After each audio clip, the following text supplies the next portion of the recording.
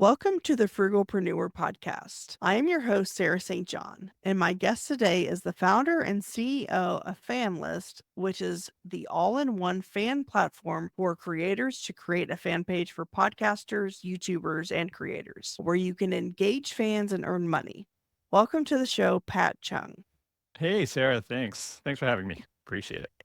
It's good to have you. I was a guest on your show a long time ago, so it's good to finally have you on mine. So now you have Fanlist, which used to be called Pod Inbox for people Mhm. who maybe aren't familiar with the name change yet, because it's been fairly recent-ish that you changed the name. So just to make that connection.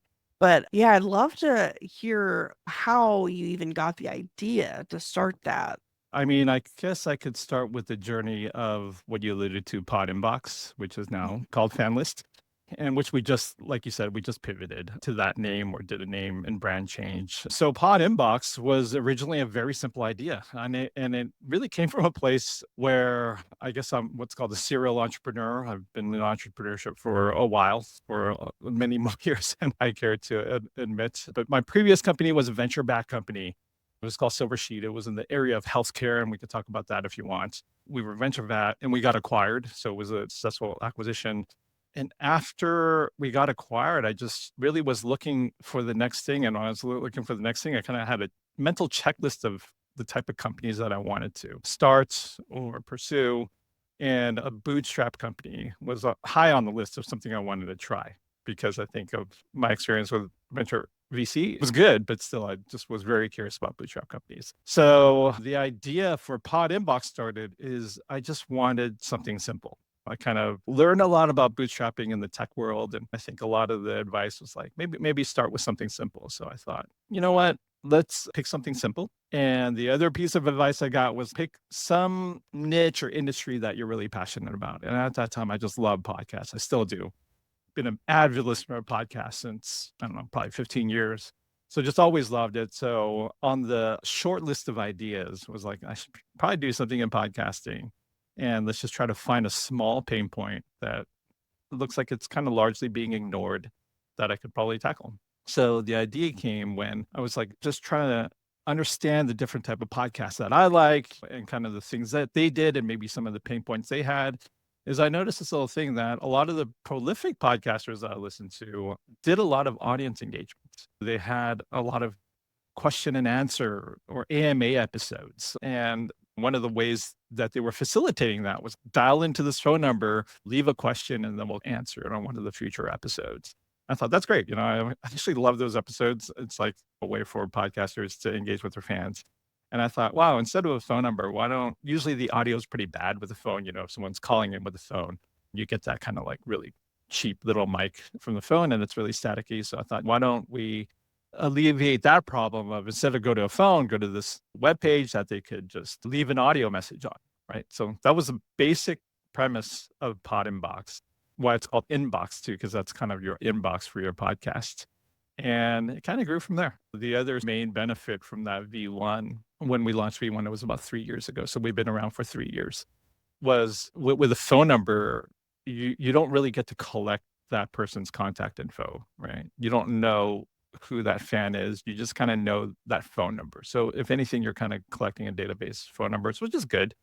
But we thought, a lot of creators, they're kind of taught to create an email list, right? So that's kind of what we did too. So it's like if you engage our fans, not only are you getting that fan interaction, but you're actually collecting their email through our system too. So yeah, that's how we started. And we launched at a trade show, my first podcast trade show. And I can't remember, maybe that's where I met you, or we maybe met at subsequent trade shows. We met, I think it was Podcast Movement in Dallas. Okay, That's yeah, I think that was well, my that's second year. Well, that's where we actually met, but I think I probably knew about you or the company before that or something. I feel like we maybe had connected. I feel like when we met, we somehow No, but already we knew kinda each knew other. each other. Yeah, I know. I Yeah, felt like so I that don't too. Yeah. It's a yeah. small world, the world of entrepreneurs and podcasting. So you bootstrapped, well, we'll start calling it Fanlist now because that's what it's called. So you've bootstrapped that business, is that correct? Correct, yeah, it's something yeah, Pod and Box I thought was like a simple enough idea, and I'm still a huge fan of bootstrapping, but I'm also a fan of venture cap. or Mhm. investments. So I still think about that from time to time, especially as we're kind of pursuing a bigger idea now. I mean, the other idea, the technology is pretty simple. The concept is pretty simple, and getting customers is pretty simple. This other concept is totally different, and I even alluded it to a pivot, which is not really a pivot because we just added on to the product. It still does that core function. People could just use that function if they needed, but now it has all sorts of monetization functions, which creates a lot more complexity, a lot more cost and all that stuff. So yeah, I still have like the bootstrappers mindset, but maybe open to other financing options too. Yeah. Okay, Yeah. The interesting. long answer to your question though, yeah, still bootstrapped. Yeah. But I'm Yeah. putting more and more investment in it all the time. And one thing when you changed it from Pot in Box to Fanless, one thing you did was you took away paid plans, and so now it's just the way you get paid as a percentage of if people do a donation or a membership. And I think it might be a higher percentage than it used to be, but you're not charging a monthly fee. How did you decide to do that? Yeah, that's a great question. And hopefully it's the right decision. So all these little minor pivots are still new. That happened at the same time as the branding. So when I did the branding change from Pod Inbox to Fan List, we released a bunch of new features and we did this pricing change. So we just thought, let's just treat it as almost like a relaunch a little bit. And with that kind of relaunch, we actually had to get rid of a lot of our subscription revenue because, as you said, we went from a SaaS only product. I'm sorry, to be very clear, we went from a product that had SaaS in there, that recurring subscription revenue, to just a commission based revenue. So I had to give up a lot of our existing revenue. But we did it because we thought, well, two things. I'm a huge believer in community. And the more I learned about podcasters, there were a lot of initial assumptions that I think were totally wrong in my mind. I thought I kind of treated them as sort of small businesses with some kind of a spending budget. But I think I realized it's even hard for a lot of podcasters to afford small subscription fees. And I think I just got tired of selling them this product that they had to buy. I think I just wanted to give it to them. So I don't know if that's the right decision, but I thought as someone in the community that really wants to encourage podcasters on their journey, let's just offer it for free. Let's just give all our best features away for free. And let's just try to succeed when they succeed.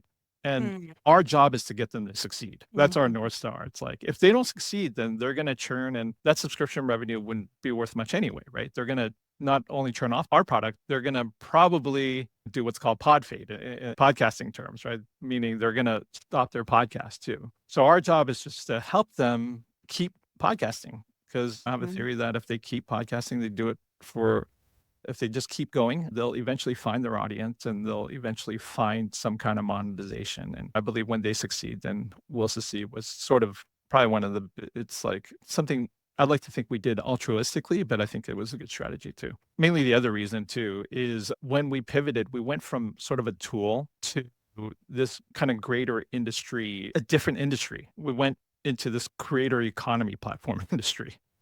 And so I kind of looked around the space there and thought, what's the normal business model around that? I think there are two main ones. It could have been SaaS, it could have been subscription revenue, or it could be this commission based structure. So yeah, we just went with commission based structure. Yeah, I mean, I personally I like that structure, and I think probably most people who are bootstrapping or who have an independent podcast, especially if, say, there's no money coming into it directly, I assume that most people would appreciate that model. I mean, I know I do. But like for you, have you found income wise that because I believe it's a higher commission percentage than it used to be, but you're not getting the monthly recurring income. Has it been more beneficial on your end as well, Mhm. or is that still to be seen, or what?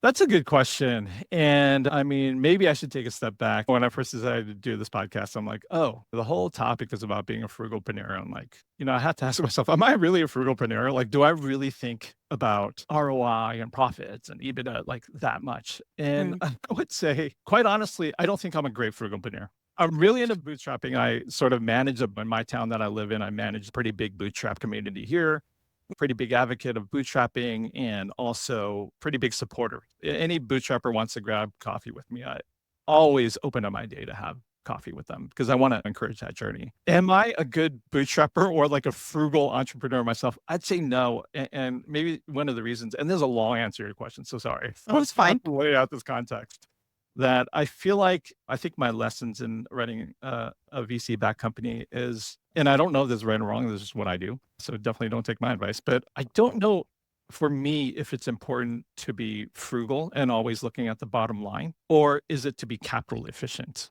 I think Mm. the subtle difference to me is when I fell in love with the world of bootstrapping, I fell in love with their determination to be capital efficient. And I even think of, and I even abstract it even more, is being efficient. So I just think, how can I be the most efficient entrepreneur in my bootstrapping journey?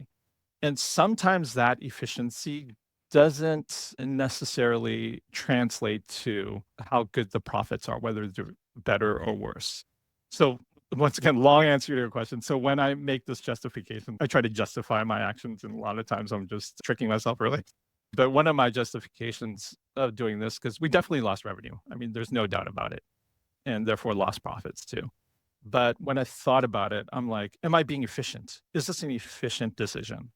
And then I thought, well, how big can a SaaS company around one feature be? Maybe it could be big. Maybe we spend X amount of dollars and get another X amount of dollars out. That could happen. So charted out that scenario. But then I thought, we're not just changing the business model, we're going into a different industry, right? So when I think about it, efficiency, I'm thinking we're going into creator economy industry. That industry's total market size is way bigger, right? So when I think of like the podcasting tool, I mean, let's just not to be way too long-winded. Cut me off if I'm being too long-winded. But even when I analyze like podcast hosting companies, right? We go to these trade shows. What are 10 booths we see? Podcast hosts, right? Mhm. Everyone's doing a Mhm. podcast. But then when I think of how big are these companies? How big can they be? When you do the math, they can't really, I mean, they could be huge. Like there's massive podcast hosts that has dominant share of the market, but their total market size can only reach, it's well under $1 billion, right? Well under, maybe a fraction of a billion. When I think of what the opportunity is, it's well less than that. It's well less than a podcast hosting company. Because podcast host you actually need as a podcaster, you need that tool to be a podcaster. Mine is just kind of like icing on the cake, right? If you think about the Pod Inbox tool, you might not have AMA on your show. You might not care about interacting with your audience at all. So then when I think about our pivot to this bigger idea, this creator economy platform, there are companies that are valued in the billions. That industry can actually get to the billions, right? So when I think about efficiency, I think about, oh, what's long-term gain versus short-term gain? I kind of make that calculation in my head. And it's like, well, if I really believe in this idea, then it's worth investing this X amount of money for these years, being less profitable. But now I'm going after $1 billion market versus, let's say, $100 million market. You add a zero there, then I would say not great. I'd give myself like maybe a D. I'm being a frugal entrepreneur, but I think being an efficient entrepreneur, when I think, oh, how much time and resources did we spend building this pretty advanced tool that could stack up against the tools of $1 billion companies? We built that with a small team and was very capital efficient with that. I was like, yeah, I think that's kind of where I lean into. I think, we did a pretty good job. And yeah, that's how I kind of justify. Yeah. Once again, long answer to your question. I'm still trying to answer your question.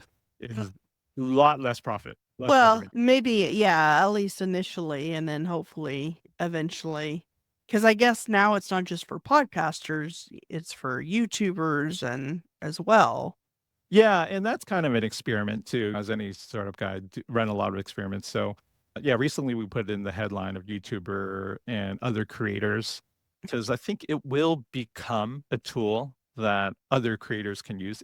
Other creators could use it right now, but our primary focus is still podcasters. I think, yeah, even doing the calculus on that, that's like the most efficient way, I think, to get the right eyeballs on this type of company, get the right users, and build out that niche first.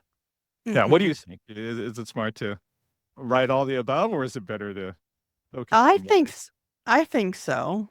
Yeah, I think to say that it's for well, I need to look at the website again to see what I keep on going back and forth on, so I keep on and A/B creators are. testing the. Yeah, I mean, Yeah, Yeah, because I definitely. assumed that that was part of the reason you changed the name was to kinda open it up to more than just podcasters, so Correct. Yeah, yeah, yeah. that too. I think it gives us the potential to, but even when I look at some of the competitors that we have, it's like it's arguable that podcasters are making up a majority of the revenue.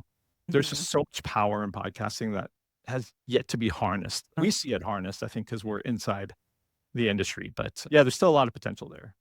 Mhm. So, yeah, I think, I'd be happy if we stayed there for years and just Mhm. focused on that industry. And when I say focus, like, once again, it's like capital efficiency. It's like we could build out a whole suite of tools for creators in general, but my belief is still I'm prioritizing the needs of podcasters. One of the features we just built was a subscription management product for premium content. And we could have picked any premium content to start with. What I mean by premium content types is like we could have built a subscription paywall for newsletters. So we could kind of compete with Substack, right?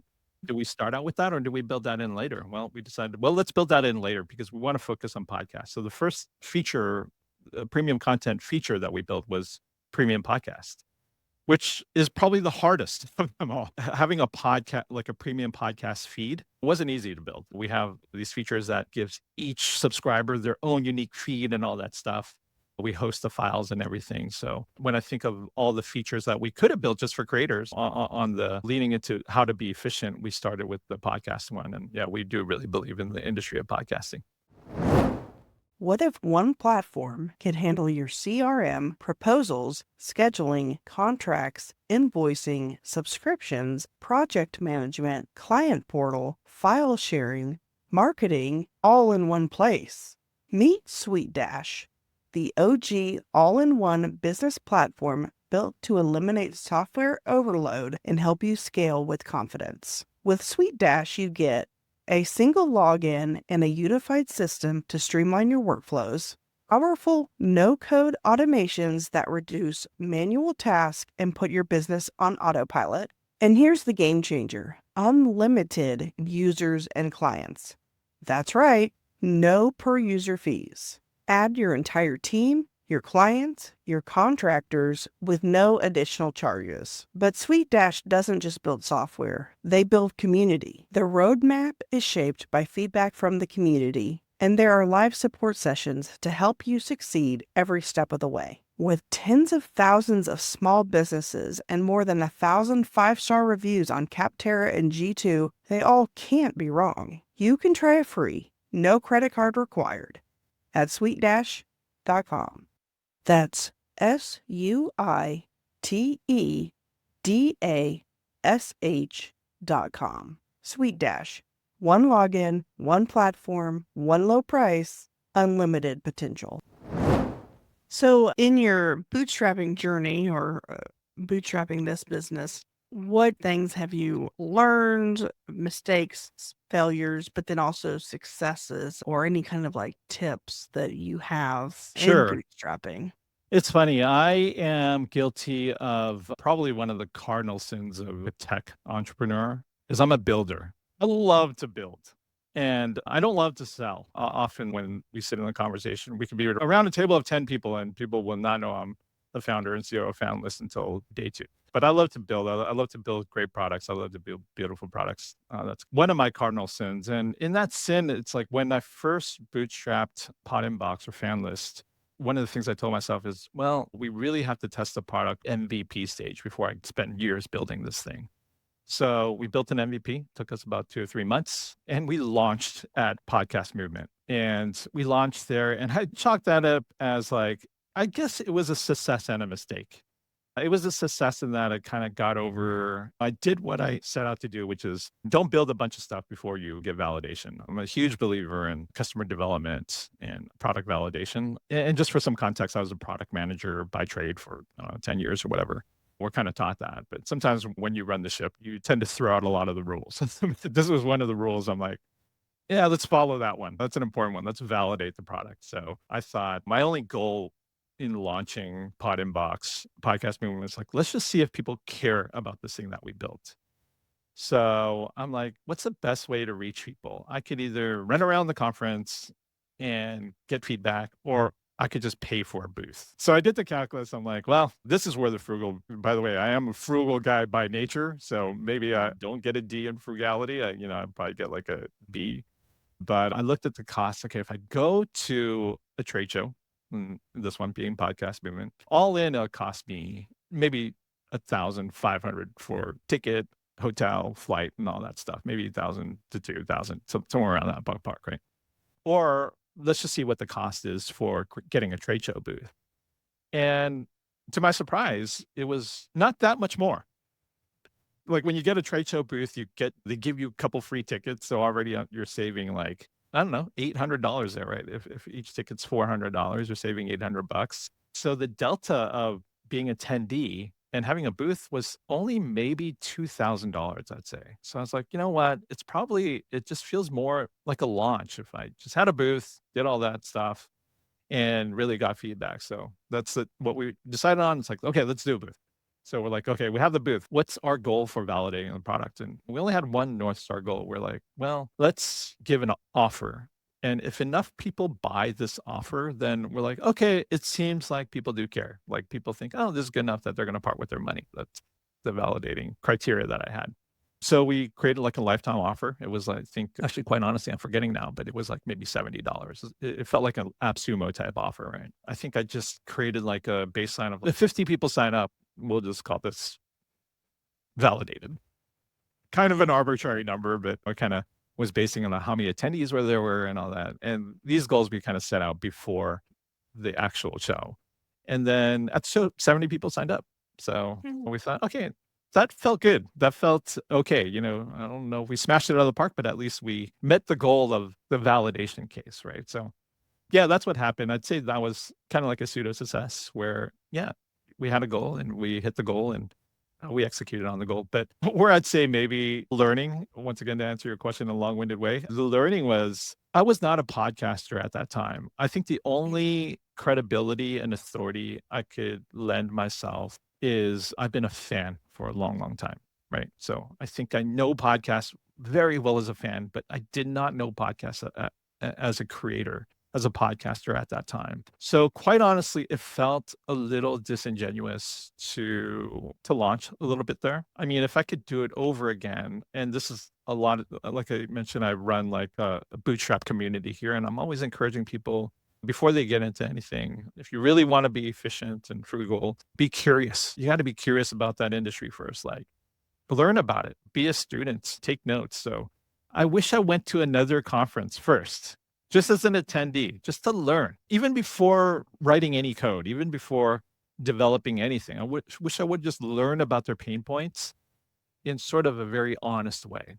And, I mentioned this because I think other people are in today's society, it's like there's so much rah about, build authority, write a book, become a known expert before you even do the homework. And I feel like I was kind of guilty of that a little bit even though we had a successful conference. I thought in retrospect, I think it would have served me well to learn a little bit more. We might have done a different idea. I don't even know. I don't know what that route that would have taken us. But whenever I tell people about the start, we say, learn, be curious. That's something I didn't do enough of, probably. Kind of speaking of conferences, you hosted your own conference called PodConf. And unfortunately, I didn't get to go, but I'd love to hear about that process and how you decide whether to have one or not and kind of the expenses involved and the logistics and whatnot. Sure. Ooh, it might be hard to pull back out all the details, but I'll try. So, like you said, we had an event called PodConf here in Portland, Oregon. That's where I live. And I'll tell you where it originated. It just came out of what I just mentioned earlier. I just wanted to be curious. I think maybe it's a product manager in me and I'm a product designer too. And I think we're just ingrained to be curious, right? Be curious about the industry. So I got really involved with the local podcast community because just as the continual exercise of being curious, like when I took part in leading the local meetup here, the local meetup chapter here, I thought, I'm not going to tell any of these people about Fanlist. It's not my turn to sell. And maybe that's my weakness of like, I'm not a great seller, but I want to learn. I want to continually learn what podcasters are struggling with, what they need, And then my job as a founder of a podcast technology is to try to see if we could serve and meet those needs, right? So that was sort of my goal. As I led the local chapter more and more, I thought, you know what? These local chapters are great, right? It serves this purpose that these conferences, and by then I've gone to all the big podcast conferences, right? And not to knock them, I love them, right? I'm still going to keep going to those conferences, but they're more like trade shows, right? They're great if you're in the trade or if podcasting is a big part of your life and your business. Those are great. But there's this whole other world of podcasters that will never go to these trade shows because they're a podcaster, right?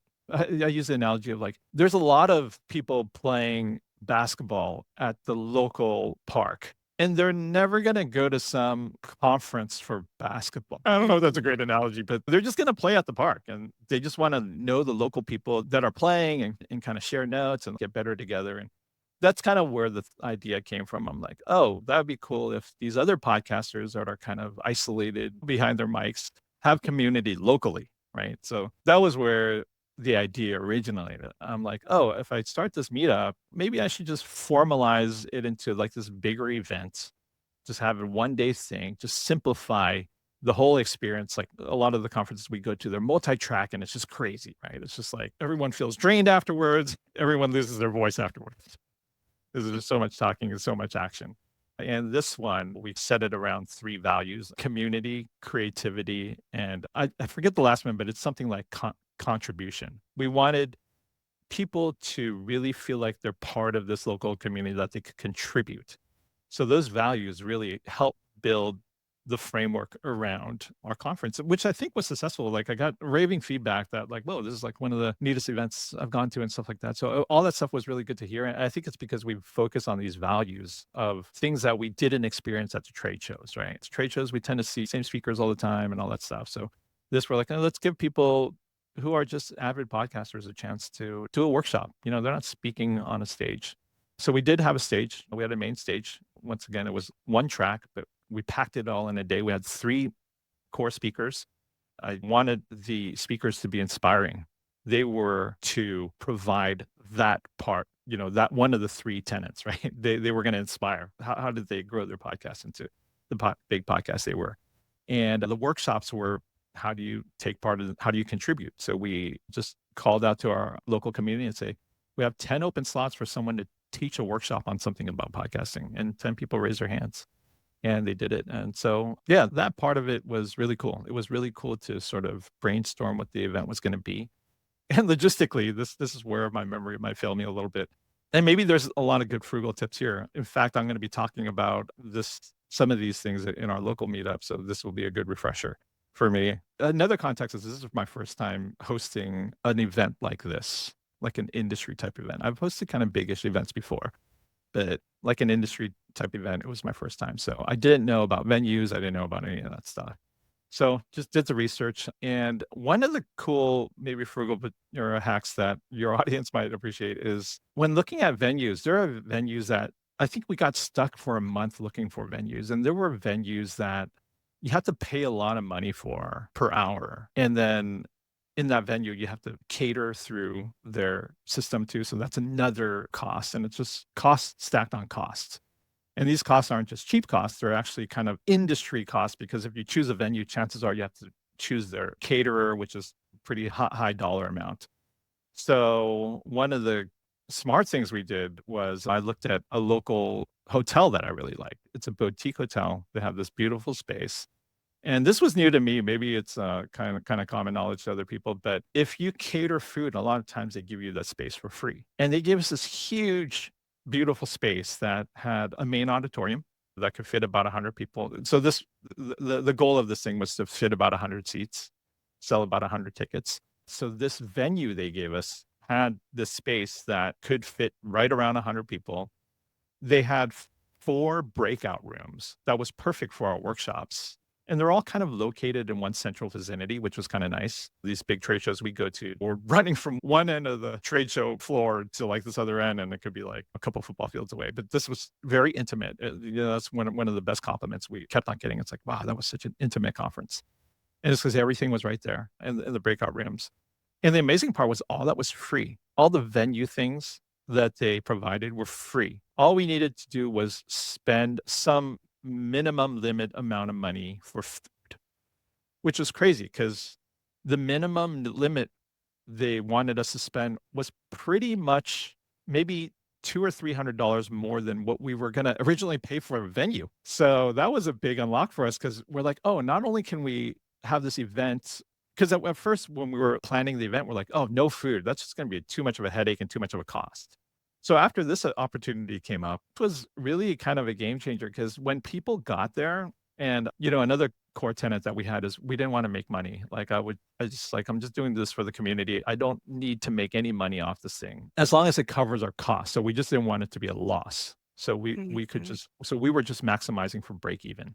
So in that, we were able to sell tickets for $50, which I Mhm. think is very low, and other people thought it was low too. We started at 30. So like half the people got their ticket for $30. And when people came, they were like, "This is unbelievable that you guys did all this work and it only costs $30." It was just very good value because they get food. Like we had food there was enough food. Oddly, a lot of people didn't eat. It was really good food. It was done by the private chef at that hotel. Really great food. And there was enough food for the whole day, enough coffee for the whole day. You go to these conferences, they usually run out of coffee by midday. There was coffee enough for the whole day, and yeah, so that was a really good, frugal unlock.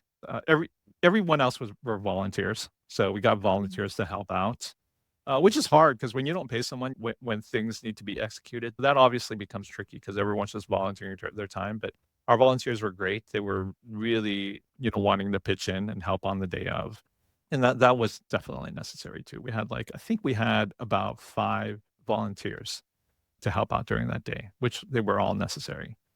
Yeah. Well, Yeah, I'm sure there's a lot of frugal hacks in there. it's like getting dark, I guess. Oh, it's stormy outside. I was like, "Why is my face getting so dark all of a sudden?" Did you Is your notice light in that the too? room? I did notice it too. I'm like, I thought maybe it was your Wi-Fi or something. Okay, that's Oh, yeah, a that's a little lot bit better. better. Yeah. Yeah, it's like I get progressively darker as the ep They're the best parts of a podcast. and I usually have a ring light on, but whatever. That would be funny if you did an episode where you just increasingly fade out where it just ends. That actually reminds me. So my parents, their neighbor was throwing some stuff out, and then one of them was a chair, and they asked if I wanted it.